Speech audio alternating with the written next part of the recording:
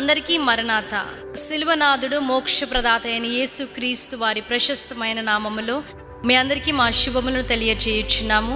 జీవాహారము అనే అనుదిన ఆధ్యాత్మిక కార్యక్రమానికి ప్రేమతో మిమ్మల్ని ఆహ్వానించుచున్నాము. ఈరోజు వాక్యాన్ని బైబిల్ గ్రంథము నుంచి మనం ధ్యానించుకుందాం.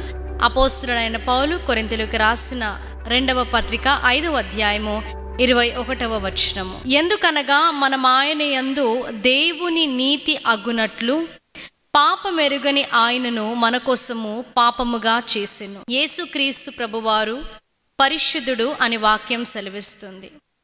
మానవుడిగా పరలోక రాజ్యము నుంచి దిగివచ్చిన దేవుడు యేసుక్రీస్తు ప్రభువారు.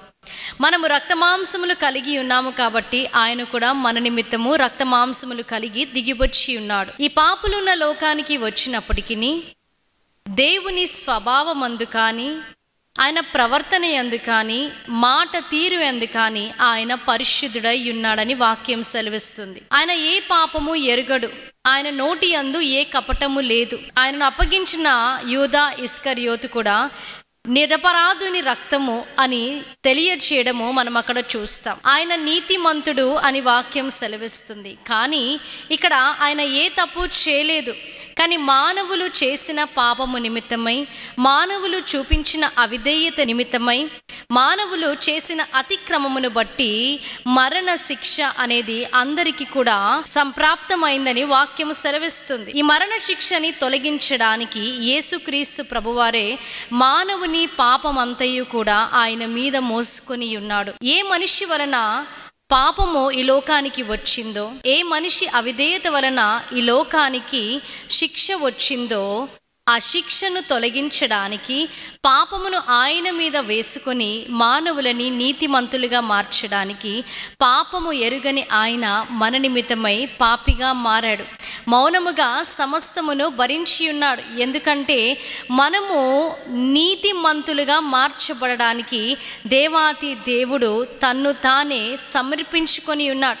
శిలువ మరణము పొందినంతగా తాను తగ్గించుకొని ఉన్నాడు. లోకానికి ఆయన మానవుడిగా వచ్చి సమస్తమును కూడా మానవుల నిమిత్తమై ఆయన విడిచిపెట్టి మానవుల రక్షణ నిమిత్తమై ఆయన ఏ పాపము ఎరుగని ఆయన మన నిమిత్తమై పాపిగా మారాడు.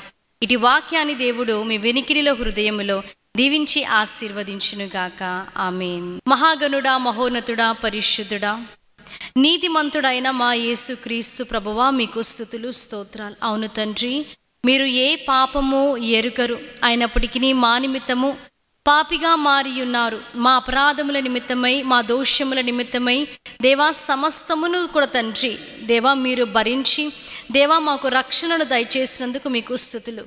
మేము తండ్రి నీతిమంతులుగా మార్చడానికి తండ్రి మీరు మా నిమిత్తమై చేసిన త్యాగాన్ని బట్టి మీకు స్తుతులు.